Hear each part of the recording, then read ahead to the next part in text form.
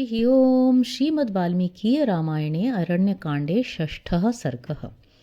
वानप्रस्थ मुनियों का राक्षसों के अत्याचार से अपनी रक्षा के लिए श्री रामचंद्र जी से प्रार्थना करना और श्री राम का उन्हें आश्वासन देना। शरभंगे दिवं प्राप्ते मुनिसंगाः समागताः अभ्यगच्छन्त काकुत्स्थं रामं ज्वलित तेजसम। शरभंग मुनि के ब्रह्मलोक चले जाने पर प्रज्वलित तेज वाले ककुत्स्थवंशी श्री रामचंद्र जी के पास बहुत से मुनियों के समुदाय पधारे। वैखानसा बालखिल्याः संप्रक्षाला मरीचिपाः अश्मकुट्टाश्च बहवः प्रत्राहाराश्च तापसाः दन्तोलूखलिन् श्चैव तथैवोन्मज्जकापरे गात्रशय्याश्च तथैवानवकाशिकाः मुनयः सलिलाहारा वायुभक्षास्तथा परे आकाशनिलयाश्चैव तथा स्थण्डिलशायिनः तथोर्ध्ववासिनो दान्तास्तथार्द्रपटवासस सजपाश्च तपोनिष्ठास्तथा पंचतपोन्विताः।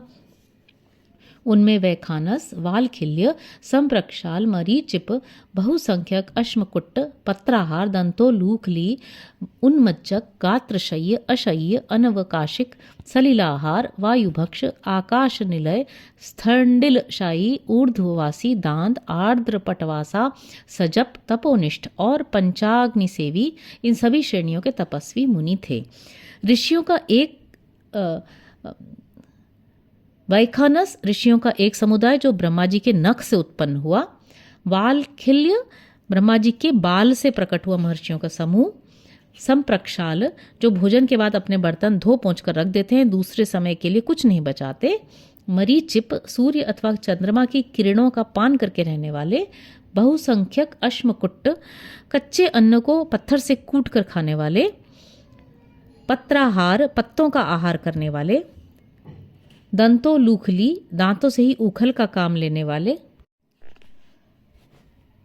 उन्मज्जक कंठ तक पानी में डूबकर तपस्या करने वाले। गात्रशय्य शरीर से ही शैया का काम लेने वाले अर्थात बिना बिछौने के ही भुजा पर सिर रखकर सोने वाले। अशय्य शैया के साधनों से रहित। अनवकाशिक निरंतर सत्कर्म में लगे रहने के कारण कभी अवकाश न पाने वाले। सलिलाहार जल पीकर रहने वाले। वायुभक्ष हवा पीकर जीवन निर्वाह करने वाले। आकाश निलय खुले मैदान में रहने वाले। स्थंडिलशायी वेदी पर सोने वाले। ऊर्ध्ववासी पर्वत शिखर आदि ऊंचे स्थानों में निवास करने वाले। दांत मन और इंद्रियों को वश में रखने वाले। आर्द्र पटवासा सदा भीगे कपड़े पहनने वाले। सजप निरंतर जप करने वाले। तपोनिष्ठ तपस्या अथवा परमात्म तत्व के विचार में स्थित रहने वाले। पंचाग्नि सेवी गर्मी के मौसम में ऊपर से सूर्य का और चारों तरफ से अग्नि का ताप सहन करने वाले। सर्वे ब्राह्मया श्रिया युक्ता दृढ़ योग समाहिताः शरभंगाश्रमे रामं भिजग्मुश्च तापसाः। वे सभी तपस्वी ब्रह्म तेज से संपन्न थे और सुदृढ़ योग के अभ्यास से उन सब का चित्त एकाग्र हो गया था। वे सब के सब शरभंग मुनि के आश्रम पर श्री रामचंद्र जी के समीप आए। अभिगम्य च धर्मज्ञा रामं धर्मभृतां वरम् ऊचुः परम धर्मज्ञ मृषि संघा समागताः। धर्मात्माओं में श्रेष्ठ परम धर्मज्ञ श्री रामचंद्र जी के पास आकर वे धर्म के ज्ञाता समागत ऋषि समुदाय उनसे बोले। त्वमिक्ष्वाकुकुलस्यास्य पृथिव्याश्च महारथः प्रधानश्चापि नाथश्च देवानां मधुगवानिव। रघुनंदन, आप इस इक्ष्वाकु वंश के साथ ही समस्त भूमंडल के भी स्वामी, संरक्षक एवं प्रधान महारथी वीर हैं। जैसे इंद्र देवताओं के रक्षक हैं, उसी प्रकार आप मनुष्य लोक की रक्षा करने वाले हैं। विश्रुतस्त्रिषु लोकेषु यशसा विक्रमेण च पितृव्रतत्वं सत्यं च त्वयि धर्मश्च पुष्कलः। आप अपने यश और पराक्रम से तीनों लोकों में विख्यात हैं। आप में पिता की आज्ञा के पालन का व्रत, सत्य भाषण तथा संपूर्ण धर्म विद्यमान है। त्वामासाद्य महात्मानं धर्मज्ञं धर्मवत्सलम् अर्थित्वान्नाथ वक्ष्यामस्तश्च न क्षन्तुमर्हसि। नाथ, आप महात्मा, धर्मज्ञ और धर्मवत्सल हैं। हम आपके पास प्रार्थी होकर आए हैं, इसीलिए ये स्वार्थ की बात निवेदन करना चाहते हैं। आपको इसके लिए हमें क्षमा करना चाहिए। अधर्म सुमहान नाथ भवे तस्य तु भूपतेः यो हरेत् बलिष्णं भागम न च रक्षति पुत्रवत्। स्वामिन, जो राजा प्रजा से उसकी आय का छठा भाग करके रूप में ले ले और पुत्र की भांति प्रजा की रक्षा न करे, उसे महान अधर्म का भागी होना पड़ता है। युञ्जान स्वान्निव प्राणान् प्राणैरिष्टान् सुतानिव नित्ययुक्त सदा रक्षन् सर्वान् विषयवासिनः प्राप्नोति शाश्वतीं ग्राम कीर्तिं स बहुवार्षिकीं ब्रह्मणस्थानमासाद्य तत्र चापि महीयते। श्री राम, जो भूपाल प्रजा की रक्षा के कार्य में संलग्न हो, अपने राज्य में निवास करने वाले सब लोगों को प्राणों के समान अथवा प्राणों से भी अधिक प्रिय पुत्रों के समान समझकर सदा सावधानी के साथ उनकी रक्षा करता है, वो बहुत वर्षों तक स्थिर रहने वाले अक्षय कीर्ति पाता है और अंत में ब्रह्मलोक में जाकर वहां भी विशेष सम्मान का भागी होता है। यत्करोति परं धर्मं निर्मूल फलाशनः तत्र राजश्चतुर्भाग प्रजा धर्मेण रक्षतः। राजा के राज्य में मुनि फल मूल का आहार करके जिस उत्तम धर्म का अनुष्ठान करता है, उसका चौथा भाग धर्म के अनुसार प्रजा की रक्षा करने वाले उस राजा को प्राप्त हो जाता है।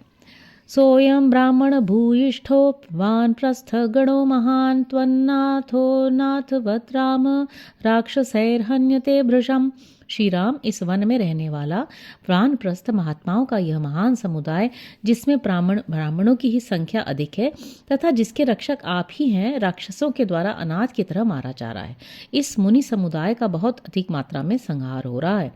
एहि पश्य शरीराणि मुनीनां भावितात्मनां हतानां राक्षस सैर्घोरे बहूनां बहुधा वने। आइए देखिए, भयंकर राक्षसों द्वारा बारंबार अनेक प्रकार से मारे गए बहुसंख्यक पवित्र आत्मा मुनियों के शरीर दिखाई देते हैं। पंपा नदी निवासानां मन्नुमन्दाकिनीमपि चित्रकूटालयानां च क्रियते कदनं महत्। पंपा सरोवर और उसके निकट बहने वाली तुंगभद्रा नदी के तट पर जिनका निवास है, जो मंदाकिनी के किनारे रहते हैं और जिन्होंने चित्रकूट पर्वत के किनारे अपना निवास स्थान बना लिया है, उन सभी ऋषि महर्षियों का राक्षसों द्वारा महान संहार किया जा रहा है। एवं वयं मृष्यामो विप्रकारं तपस्विनां क्रियमाणं वने घोरं रक्षोभिर्भीम कर्मभिः। इन भयानक कर्म करने वाले राक्षसों ने इस वन में तपस्वी मुनियों का जो ऐसा भयंकर विनाशकांड मचा रखा है, वह हम लोगों से सहा नहीं जाता है। ततस्त्वां शरणार्थं च शरण्यं समुपस्थिताः परिपालयनुरां वध्यामानान् निशाचरैः। अतः इन राक्षसों से बचने के लिए शरण लेने के उद्देश्य से हम आपके पास आए हैं। श्री राम, आप शरणागत वत्सल हैं, अतः इन निशाचरों से मारे जाते हुए हम मुनियों की रक्षा कीजिए। परात्वत्तो गतिर्वीर पृथिव्यां नोपपद्यते परिपालयन सर्वान् राक्षसेभ्यो नृपात्मज। वीर राजकुमार, इस भूमंडल में हमें आपसे बढ़कर कोई दूसरा सहारा नहीं दिखाई देता। आप इन राक्षसों से हम सबको बचाइए। एतत् श्रुत्वा तु काकुत्स्थापसानां तपस्विनां इदं प्रोवाच धर्मात्मा सर्वानेव तपस्विनः। तपस्या में लगे रहने वाले उन तपस्वी मुनियों की बातें सुनकर ककुत्स कुलभूषण धर्मात्मा श्री राम ने उन सबसे कहा, नैव मर्हत मां वक्तुम् आज्ञाप्योऽहं तपस्विनां केवलेन स्वकार्येण प्रविष्टव्यं वनं मया। मुनिवरों, आप लोग मुझसे इस प्रकार प्रार्थना न करें। मैं तो तपस्वी महात्माओं का आज्ञा पालक हूँ, मुझे केवल अपने ही कार्य से वन में तो प्रवेश करना ही है। विप्रकार पाकृष्टुं राक्षसैर्भवतामिमं पितुस्तु निर्देशकरः प्रविष्टोऽहमिदं वनम्। राक्षसों के द्वारा जो आपको ये कष्ट पहुंच रहा है, इसे दूर करने के लिए ही मैं पिता के आदेश का पालन करता हुआ इस वन में आया हूँ। भवतामर्थ सिद्ध्यर्थमागतोऽहं यदुच्छया तस्य मेयं वने वासो भविष्यति महाफलः। आप लोगों के प्रयोजन की सिद्धि के लिए मैं दैवात यहाँ पहुँचा हूँ। आपकी सेवा का अवसर मिलने से मेरे लिए यह वनवास महान फलदायक होगा। तपस्विनां रणे शत्रून् हन्तुमिच्छामि राक्षसान् पश्यन्तु वीर्यं ऋषयः संभ्रतुर्मे तपोधनाः। तपोधनों, मैं तपस्वी मुनियों से शत्रुता रखने वाले उन राक्षसों का युद्ध में संहार करना चाहता हूँ। आप सब महर्षि भाई सहित मेरा पराक्रम देखें। दत्वा वरं चापि तपोधनानां धर्मे धृतात्मा सह लक्षणेन तपोधनैश्चापि सहार्य दत्तः सुतीक्ष्णमेवाभिजगाम वीरः। इस प्रकार उन तपोधनों को वर देकर धर्म में मन लगाने वाले तथा श्रेष्ठ दान देने वाले वीर श्री रामचंद्र जी लक्ष्मण तथा तपस्वी महात्माओं के साथ सुतीक्ष्ण मुनि के पास गए। इतिहास श्रीमद् रामायणे वाल्मीकि आदि काव्य अरण्य कांडे षष्ठः सर्ग। इस प्रकार श्री वाल्मीकि निर्मित आज रामायण आदि काव्य के अरण्य कांड में छठा सर्ग पूरा हुआ। सप्तमः सर्ग। सीता और भ्राता सहित श्री राम का सुतीक्ष्ण के आश्रम पर जाकर उनसे बातचीत करना तथा उनसे सत्कृत हो रात में वहीं ठहरना। रामस्तु सहितो भ्राता सीतया च परन्तपः सुतीक्ष्णस्याश्रमपदं जगाम तैर्द्विजः। शत्रुओं को संताप देने वाले श्री रामचंद्र जी लक्ष्मण सीता और उन ब्राह्मणों के साथ सुतीक्ष्ण मुनि के आश्रम की ओर गए। स गत्वा दूरमध्याह्नं नदीस्तीर्वा बहूदकाः ददर्श विमलं शैलं महामेरुमिवोन्नतम्। वे दूर तक का मार्ग तय करके अगाध जल से भरी हुई बहुत सी नदियों को पार करते हुए जब आगे गए तब उन्हें महान मेरुगिरि के समान एक अत्यंत ऊंचा पर्वत दिखाई दिया जो बड़ा ही निर्मल था। ततस्तदिक्ष्वाकुवरौ सततं विविधैर्द्रुमैः काननं तौ विविशतु सीतया सह राघवौ। वहां से आगे बढ़कर वे दोनों इक्ष्वाकु कुल के श्रेष्ठ वीर रघुवंशी बंधु सीता के साथ नाना प्रकार के वृक्षों से भरे हुए एक वन में पहुंचे। प्रविष्टस्तु वनं घोरं बहुपुष्पफलद्रुमं ददर्शाश्रममेकान्ते चीरमाला परिष्कृतम्। उस घोर वन में प्रविष्ट हो श्री रघुनाथ जी ने एकांत स्थान में एक आश्रम देखा जहाँ के वृक्ष प्रचुर फल फूलों से लदे हुए थे। इधर उधर टंगे हुए चीर वस्त्रों के समुदाय उस आश्रम की शोभा बढ़ाते थे। तत्र तापसामासीनं मलपंकजधारिणं राम सुतीक्ष्णं विविधिवत् तपोधनं भाषत। वहाँ आंतरिक मल की शुद्धि के लिए पद्मासन धारण किए सुतीक्ष्ण मुनि ध्यानमग्न होकर बैठे थे। श्री राम ने उन तपोधन मुनि के पास विधिवत जाकर उनसे इस प्रकार कहा। नामोऽहमस्मि भगवन् भवन्तं द्रष्टुमागतः तन्माभिवत् धर्मज्ञ महर्षे सत्य विक्रम। सत्य पराक्रमी धर्मज्ञ महर्षे भगवान, मैं राम हूँ और यहाँ आपके दर्शन के लिए आया हूँ, अतः आप मुझसे बात कीजिए। स निरीक्ष्य ततो धीरो रामं धर्मव्रतां वरं समाश्लिष्य च बाहुभ्यामिदं वचनमब्रवीत्। धर्मात्माओं में श्रेष्ठ भगवान श्री राम का दर्शन करके धीर महर्षि सुतीक्ष्ण ने अपनी दोनों भुजाओं से उनका आलिंगन किया और इस प्रकार कहा। स्वागतम ते रघुश्रेष्ठ राम सत्यभूतप्रतांवर आश्रमोऽयं त्वया क्रांतः सनाथ इव सांप्रतम।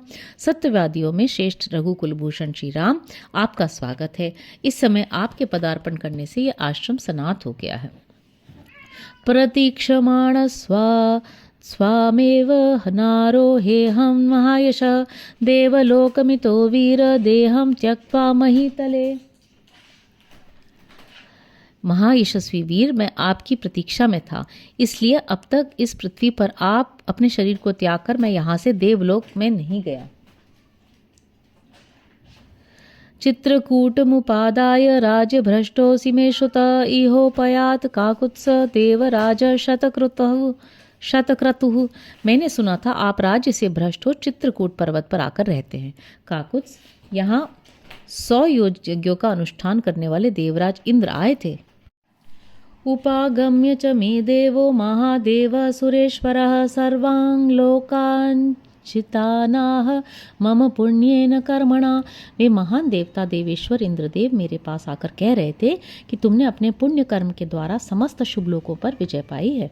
तेषु देवर्षि जुष्टेषु जितेषु तपसा मया मत्प्रसादात् सभार्यस्त्वं विहरस्व स लक्ष्मणः।